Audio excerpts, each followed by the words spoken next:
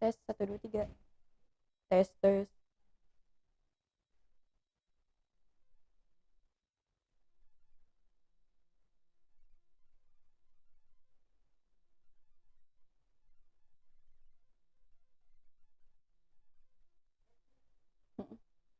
Kalau mau mulai bilang aja 1 2 3.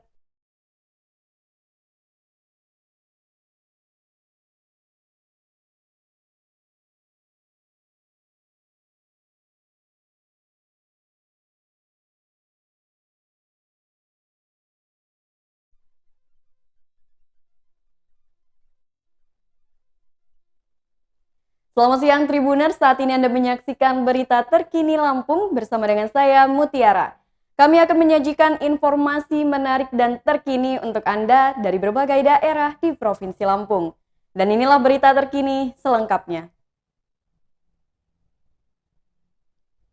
Disdikbud Bandar Lampung akan buka PTM bagi siswa SD dan SMP. Pemkot Bandar Lampung melalui Disdikbud berencana akan membuka pembelajaran tatap muka pada siswa kelas 5 SD dan siswa kelas 8 SMP. Kasih Kelembagaan Disdikbud Bandar Lampung Mulyadi mewakili PLT Kadisdikbud Eka Afriana Novel mengatakan bahwa selain kelas 6 dan kelas 9 yang telah membuka PTM terbatas, akan ada PTM untuk kelas 5 dan kelas 8 pada Senin 18 Oktober mendatang. Mulyadi menjelaskan bahwa hal ini merupakan hasil evaluasi pelaksanaan PTM yang telah dilakukan dalam kurun waktu sebulan terakhir bagi siswa kelas 9 SMP dan kelas 6 SD. Mulyadi menuturkan pembukaan PTM dilakukan secara bertahap dengan menerapkan prokes agar tidak adanya siswa yang terkonfirmasi COVID. Maka pada Senin besok, anak-anak kelas 5 SD dan siswa kelas 8 SMP juga sudah mulai masuk kelas. Mulyadi berharap rencana ini berjalan lancar dengan harapan semua siswa masuk ke sekolah. Kalau jenjang SD ada 162 sekolah dan 44 SMP negeri yang melaksanakan PTM secara terbatas ini, dan harapannya ke depannya bisa berjalan lancar pelaksanaan PTM-nya. Jika terbukti ada kedapatan terkonfirmasi, maka akan ditutup sementara sekolah tersebut. Sementara itu, Kabid Pembinaan SMA Disdikbud Provinsi Lampung Diona Katarina mengatakan, pelaksanaan pembelajaran tatap muka di Lampung aman. Jadi PTM yang telah digelar selama 1 bulan terakhir, dirinya telah memantau di semua daerah dan terpantau tidak ada kasus konfirmasi positif COVID-19. Terpisah, Sekretaris MKKS SMA Selampung yang juga Kepala SMA Negeri 2 Bandar Lampung Hendra Putra mengatakan, adapun evaluasi PTM yakni diharapkan kepada para sekolah harus menerapkan blended learning. Kalau bisa diharapkan kepada para sekolah untuk menerapkan blended learning karena efisiensi waktu bagi guru yang mengajar.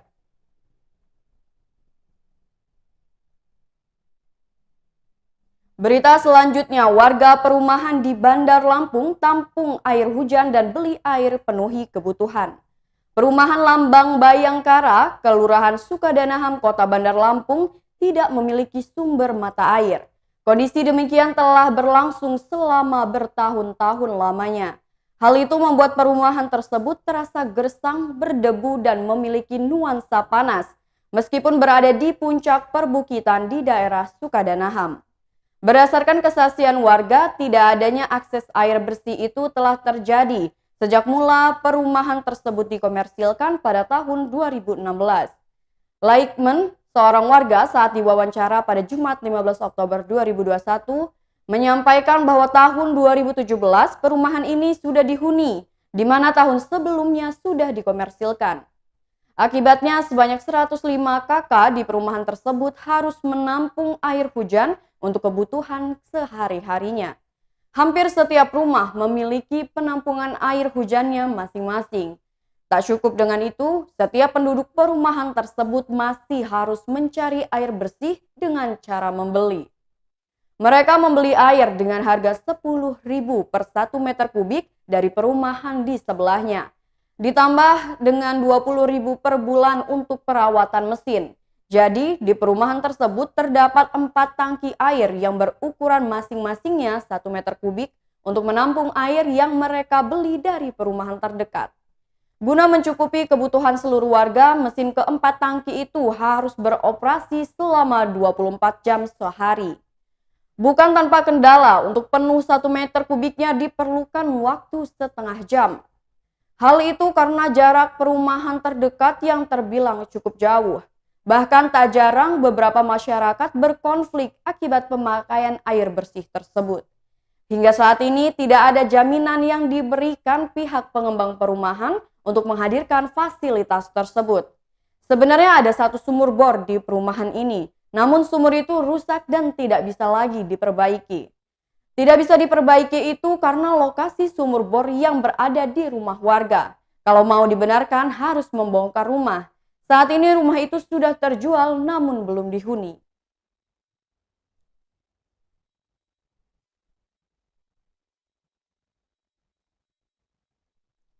Berita selanjutnya, Gubernur Lampung merencanakan pembuatan dermaga pelabuhan baru di Mesuji. Gubernur Lampung Arinal Junaidi bersama Gubernur Bangka Belitung Erzaldi Rosman melepas liarkan tukik di pantai Tanjung Kelayang, Belitung. Pelepas liaran penyu tersebut dilaksanakan di sela-sela kunjungan kerja Gubernur Arinal ke Provinsi Bangka Belitung sebagai wujud kerjasama kedua provinsi. Adapun kerjasama ini yakni merencanakan pembangunan fasilitas transportasi laut untuk menghubungkan Provinsi Lampung dan Bangka Belitung. Dalam kegiatan tersebut, Gubernur Arinal dalam keterangan persnya pada Jumat 15 Oktober 2021 mengatakan, pelepas liaran tukik untuk mempererat hubungan kerja. Dengan pelepas liaran tukik ini menjadi momentum untuk lebih mempererat hubungan kerjasama kedua provinsi. Arinal mengatakan kerjasama ini dalam upaya menjaga kelestarian hayati di pantai yang sangat potensial untuk pengembangan industri pariwisata Pemprov Lampung dan Bangka Belitung. Arinal menuturkan akan ada rencana pembangunan jalur transportasi antar daerah dalam rangka pengembangan investasi, perdagangan, dan pariwisata. Kesepakatan tersebut tertuang dalam nota kesepakatan bersama yang ditandatangani di ruang pertemuan UPTD DPUPR Kabupaten Belitung. Jadi Lampung dan Bangka Belitung sepakat kerjasama untuk pengembangan investasi, perdagangan hingga pariwisata. Provinsi Lampung dan Bangka Belitung sama-sama akan membangun fasilitas transportasi laut. Adapun fasilitas transportasi ini untuk menghubungkan kedua provinsi. Arinal mengaku sedang menyiapkan dermaga pelabuhan tersebut untuk memasok pangan dan komoditas ke Bangka Belitung di Kecamatan Sungai Sidang, Kabupaten Mesuji. Dalam kesempatan itu pula, Gubernur Erzaldi mengatakan kesepakatan kerjasama ini merupakan inisiasi pasca kesepakatan kedua provinsi pada rakor Gubernur se-Sumatera beberapa waktu lalu. Tujuannya untuk mendorong dan memfasilitasi dalam penyediaan jalur transportasi antara pelabuhan di Bangka Belitung dan Lampung. Selain itu, banyak masyarakat Lampung yang berdomisili di Bangka Belitung maupun sebaliknya. Dengan adanya pelabuhan ini, mereka punya alternatif bepergian ke daerah asalnya. Dengan kerjasama ini, dia berharap terbuka peluang usaha yang lebih luas bagi pelaku perdagangan, investasi, dan pariwisata, yang akhirnya memperkuat program strategi nasional kawasan industri Sadai.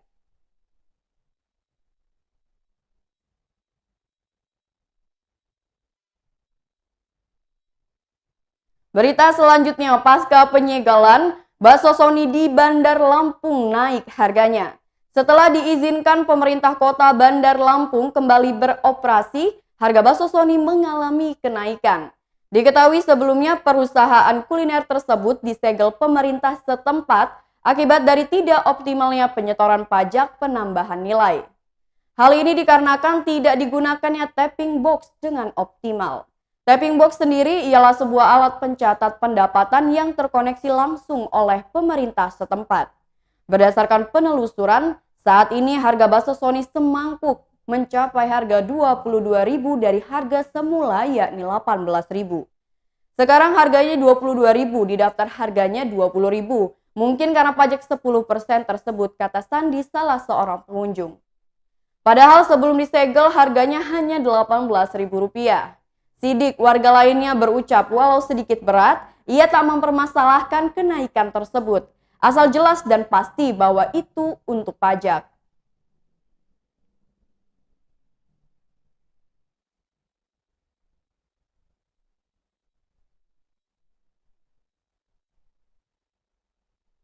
Berita selanjutnya, KPK tetapkan adik mantan Bupati Lampung Utara sebagai tersangka. Adik ex-Bupati Lampung Utara, Agung Ilmu Mangkunegara, Akbar Tanda Niria Mangkunegara resmi ditetapkan sebagai tersangka oleh KPK. Akbar dijerat KPK sebagai tersangka dalam kasus dugaan penerimaan gratifikasi di pemerintah Kabupaten Lampung Utara tahun anggaran 2015 sampai 2019. Dengan telah dilakukannya pengumpulan keterangan dari berbagai pihak serta fakta persidangan dari perkara Agung Ilmu Mangkunegara, Bupati Kabupaten Lampung Utara periode 2014-2019, dilanjutkan dengan proses penyelidikan, KPK menemukan bukti permulaan yang cukup dan meningkatkan perkara ini ke tahap penyidikan pada April 2021. Kasus dugaan penerimaan gratifikasi Akbar adalah perkara pengembangan di mana sebelumnya KPK telah menetapkan 2 orang sebagai tersangka, yaitu Agung Ilmu Mangkunegara dan Syahbudin selaku Kepala Dinas PUPR Kabupaten Lampung Utara. Perkara keduanya telah diputus oleh Pengadilan Tipikor dan telah berkekuatan hukum tetap. Konstruksi perkaranya berawal dari tersangka Akbar Tanda Niria Mangkunegara sebagai representasi atau perwakilan dari Agung Ilmu Mangkunegara selaku Bupati Kabupaten Lampung Utara periode 2014-2019, di mana Akbar berperan aktif untuk ikut serta dan terlibat dalam menentukan pengusaha yang mendapatkan bagian alokasi proyek yang ada di Dinas PUPR Lampung Utara untuk kurun waktu 2015 hingga 2019. Dalam setiap proyek dimaksud, tersangka ATMN dengan dibantu oleh Syahbudin, Taufik Hidayat, Deshadi dan Gunaido Utama, sebagaimana perintah dari Agung Ilmu Mangkunegara, dilakukan pemungutan sejumlah fee atas proyek-proyek di Lampung Utara.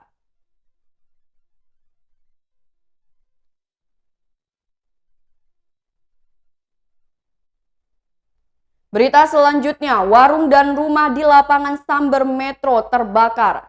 1 unit warung dan 1 rumah di Jalan Maijen Ria Cudu depan lapangan Samber dilalap si jago merah pada Jumat 15 Oktober 2021.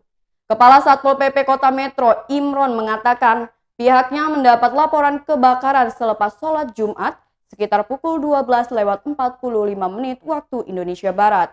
Mereka langsung terjunkan tim ke lokasi kebakaran untuk memadamkan api begitu mendapatkan informasi. Hal itu sekitar 3 unit mobil damkar diturunkan. Pemicu kebakaran 1 ruko dan 1 rumah di Jalan Ria Cudu depan lapangan Samber Metro dipicu karena kompor gas. Jadi dari hasil keterangan pemicunya dari kompor gas. Adanya warung BFC, jadi stafnya sedang memasak ayam. Api kompornya lalu membesar lalu tiba-tiba menyambar benda lainnya. Dijelaskannya karena gagal menjinakkan kobaran api, staf BFC menghubungi Satpol PP. Pihaknya langsung menurunkan 1 tim ke lokasi. Selanjutnya 2 damkar lagi diterjunkan untuk memadamkan api. Sekitar 5 menit sampai lokasi dan api berhasil dipadamkan kurang lebih dengan waktu 1 jam dengan total 3 mobil damkar. Berikut video wawancara dengan Satpol PP dan Komandan Jaga Damkar di lokasi.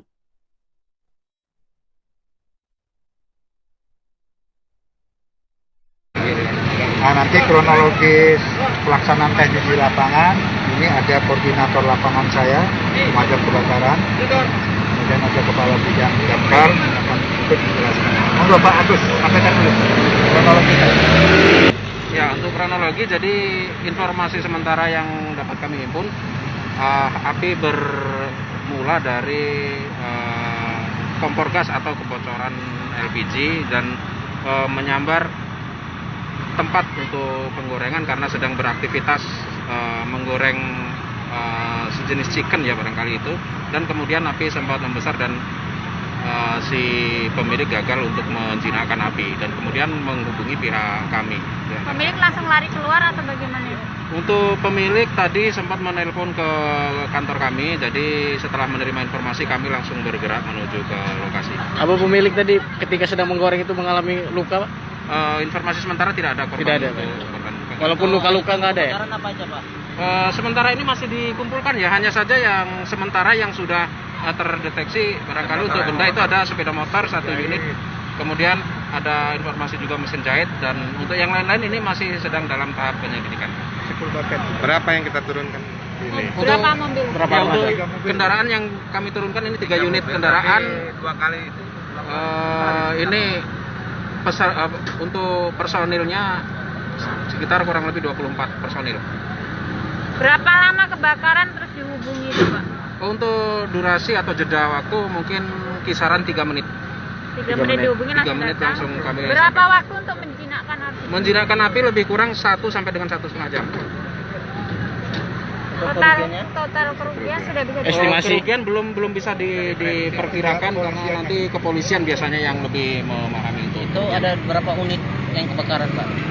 Berapa unit? Rumah, lokasi. Lokasi. Ada rumah, ada ruko ya. Ada sekitar 2 ya. Kita belum tahu juga pemiliknya. Ini satu pemilik atau beda-beda.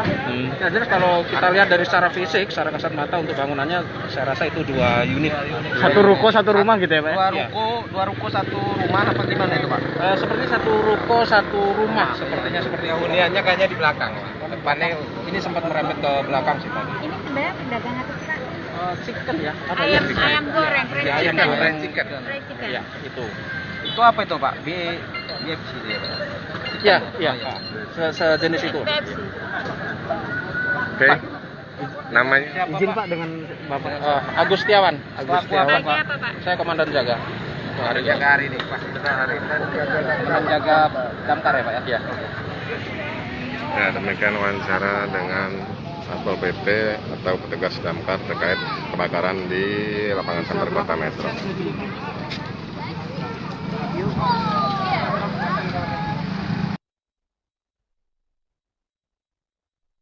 Baiklah Tribuners, itulah berita terkini Lampung bersama dengan saya Mutiara. Selamat siang.